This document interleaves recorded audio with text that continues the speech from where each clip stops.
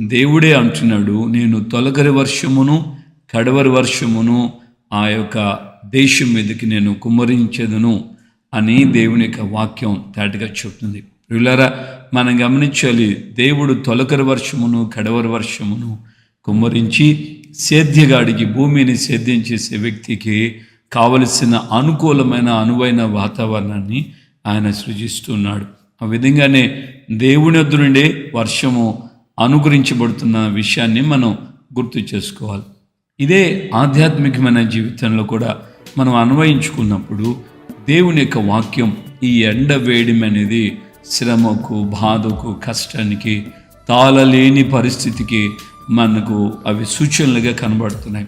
అలాగే ఆధ్యాత్మికంగా మనం అనేకమైన పరిస్థితుల మార్గాలు గుండా, తాళలేని పరిస్థితుల్లో కూడా మనం వెళ్ళిన సందర్భాలలో దేవుడు మన పరిస్థితి